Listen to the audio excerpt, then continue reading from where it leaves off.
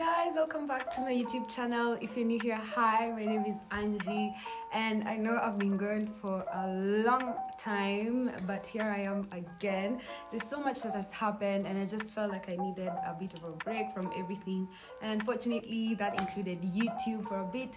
My body had just run its course and I really needed to just genuinely rest without doing anything. Sometimes you need that, but anyways, I'm back and I'm happy to be back. I just thought I should do like a recentering, refocusing, rebuilding, whatever you want to call it, type of series where I want to like do my hair, wash out my hair, clean my room, you know, like do things that remind you to take care of yourself, remind you that you're still human and all that. So for this specific video, we're gonna be doing my hair. We're gonna be washing it because it's been a minute. I had chunky braids before this, but then they lasted for a while and my hair came undone, so I had to undo it. And since then I've just been like on and off doing my matutas with my natural hair, but now I feel like I need to just like proper wash it and then do I don't know what we're gonna do. We're gonna see, but yeah, that's the core of this video. And then I just feel like we can do a bit of a chit chat as we get things done and catch you up as where I am mentally, what's happening, and so much more. So as you can see, I'm in my bandana, which means my hair is proper and done, and that's what we're gonna be doing for this video. We're gonna undo this, God knows when I did them, I can't even remember, and then we're gonna head to the shower, get some, you know, fresh water running on the head, just do the whole shebang. So let's get started. With this makeover thing I'm trying to do over here, and let me also tell you about how I feel about the new year and why it's usually such a weird time for me. I normally feel like the new year doesn't necessarily mean it's the new year for me. Let me explain. So we all know New Year starts, you know, January 1st, or rather December 31st, midnight, January 1st, whatever, the whole thing. But for some reason, I don't really relate to that kind of, you know, annual planning, in that in as much as I celebrate New Year's, like if there's a New Year's Eve party and everything, we celebrate with family, friends, whatever, I don't usually necessarily feel like that's when my year starts. And instead I feel like my year begins actually on my birthday, which isn't too far from the new, you know, from the beginning of the year, but it's also not at the beginning. So that's just kind of how my mind works in terms of what new year means to me. So on one hand, it's like I want to celebrate, I'm part of the celebrations and everything, but on the other hand, it's like I don't really relate to it.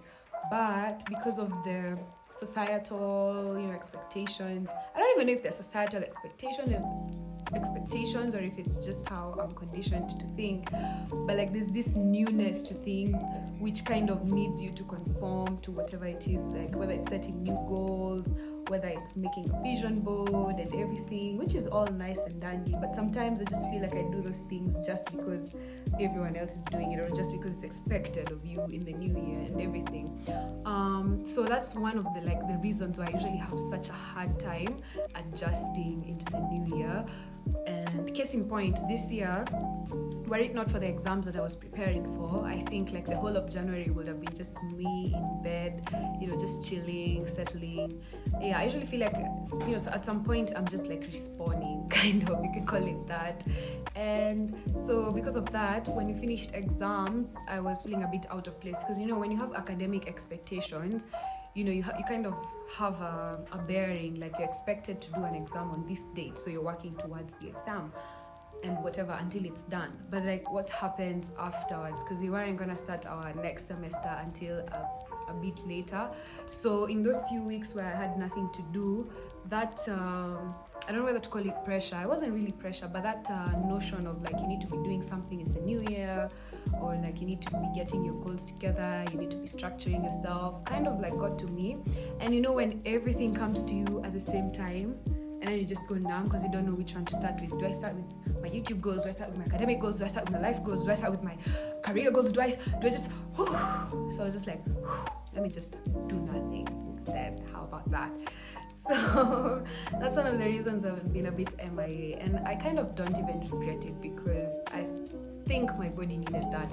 Because the thing about me again is sometimes I overdo. Actually, most times I'm just like a very industrious person, and in as much as that's supposed to be a good thing, sometimes I can see how it gets negative, because I'm always wanting to do things, and when I start doing things I don't want to stop, but then it's like I overwork myself and I don't know when to stop. I don't know if anyone can relate to this. I think some of you can relate to this. And then it's just like, oh, first of all, I cut my hair while I was undoing my braids, so there's that. Sorry, side note. Anyways, back to what I was saying. So like sometimes I can feel like I'm overdoing it, and the only solution to stop myself from that is when my body crashes, which is toxic, because like you're not supposed to overwork yourself like that. But unfortunately that's what happens a lot of times. So the fact that I shut down this January was just like yeah, I needed this to just recenter and to feel better. But anyways, that's just where I have been and why I have been MIA. And you know, the sad thing about that is that you're not even able to prioritize the things that don't necessarily have to be shut down, because at that point your body is so done with you, it just wants nothing to do, like nothing. So even things that mean a lot to me and that come easily and are fun to do, like YouTube, also had to suffer because of, you know, where I was at mentally. I wasn't burnt out, but I also wasn't at my best, so I was just in that kind of energy of bleh. Okay, now we're on the big chunky braids. There are only two, thank God, but I'm kind of dreading to see what lies underneath, because when I tell you I have not been keen to my hair care routine, I really have not been keen. And then when I was undoing my chunky braids, I was a bit careless with the how can you say, like those braids kind of almost locked into my hair. So when I was undoing them, there was a lot of pulling, and it's just because I didn't know what best to do, what else to do, what better thing to do, because I had to pull them out somehow. So like most of my ends right now are just frayed. I just know it's gonna be a lot of damage, like when we wash the hair. Actually, I'm thinking we can like straighten it out a bit just to see where my hair reaches, because I don't know if I've mentioned this before, but I haven't used heat in a while. It's almost clocking to a year. I have not blow dried my hair, not silk pressed it, nothing for almost a year. It's not a conscious decision that I made. I just decided to kind of just see how it would look like if I were to try and make effort with my natural hair, and then it just became like a trend thing that I did. So maybe we'll see if the ends have suffered this much. So let me just let you watch me undo my hair, and then we'll pick it up and then we'll go wash our hair in a minute.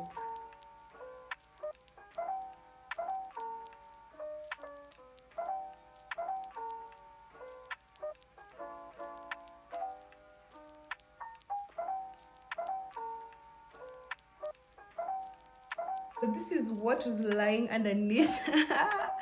It's not too bad, honestly. I expected worse. I forgot to mention, I don't really use combs on my hair anymore, because as my natural hair sisters on YouTube taught me, you don't really need combs if you're patient enough to finger detangle. At the moment, I don't really feel like I want to finger detangle, nor do I see the need. I know this is just me being overconfident, but like, let's just see what comes out of this. I'm curious. Like, I just want to see what I'm feeling risky. So let's go warm up the shower, and then we're gonna go straight to cleaning. Real quick, maybe I can mention the products I'm gonna use for this. This video is not sponsored, first of all, but hopefully one day I will have some sponsors. But this is just the shampoo I'm using. It's called Alberto Balsam.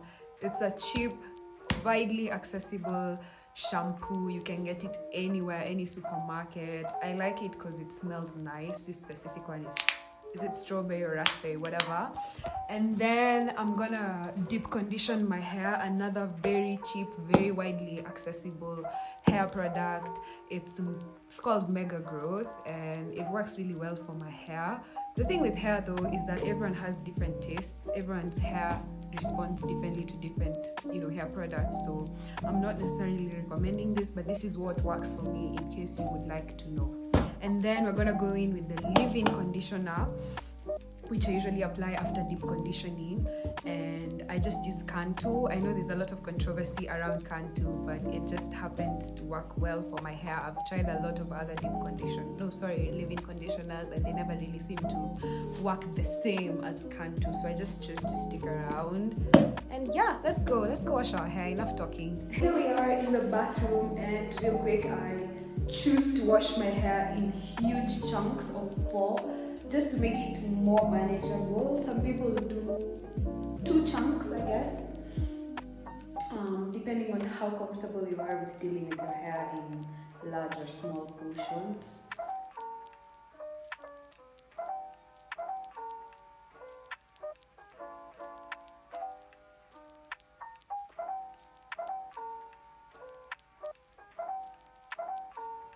Okay, so to begin this wash day routine, I start by running water through my hair, just plain old water. And I do this to make sure that all the dust, all the gunk, all the nasty things that are stuck in my hair fall off, wash off before now I go in with the shampoo. So that's what you see me doing here.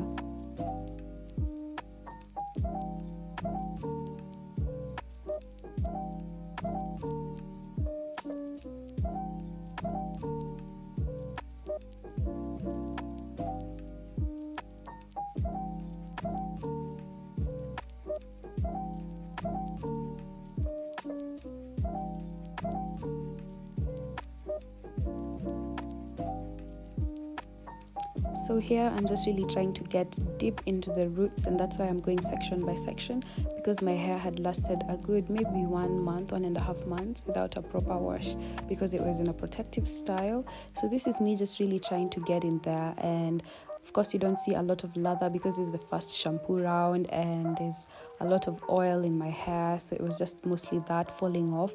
And then we're going to do a second round of shampoo just to make sure that all the gunk and all the dirt is gone.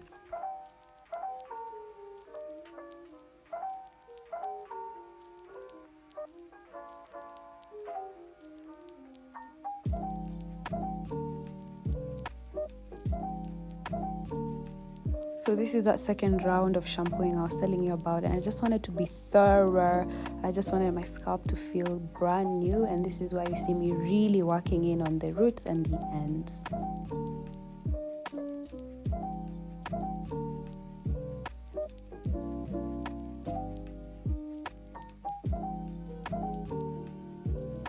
Next part of our routine is deep conditioning, and like I said, I use a really cheap, widely accessible product, and the essence of deep conditioning is basically to restore moisture on a deeper level in your hair and also to treat it. So you can either use moisturizing deep conditioners or protein-based deep conditioners.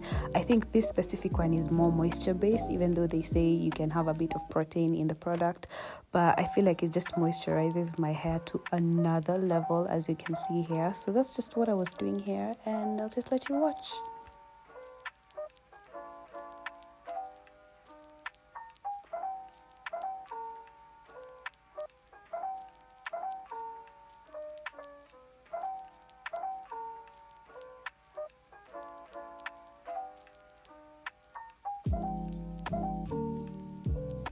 The importance of having moisture in your hair cannot be understated because it keeps it from breakage, from unnecessary damage. So it's really important to deep condition your hair once every few wash days. And this is actually when I started witnessing exponential hair growth, when I started deep conditioning and taking it seriously. So after applying the deep conditioner, I let it sit for 10 to 15 minutes, and this was me after the 10 to 15 minutes, and I was just trying to show you how well my hair had absorbed the deep conditioner.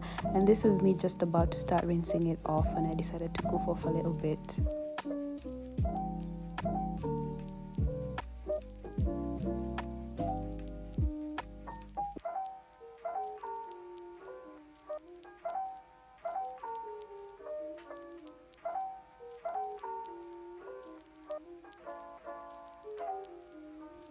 I don't know if you guys notice it as much as I do, but that little chunk at the front of my head, That was when I accidentally cut my hair as I was taking down my protective style, my chunky braids, and that was so painful to see. But you know, it's just hair at the end of the day. I hope it's gonna grow back because it's literally at the front of my head.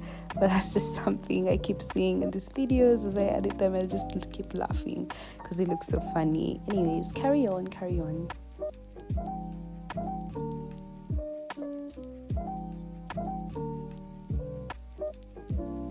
So it's important for you to rinse off the deep conditioner really well, because if you don't, you risk having protein or moisture overload, and none of those are good for your hair. So you really want to make sure that all the product is off your hair, which is why you see me doing it for a significantly longer time than you would think.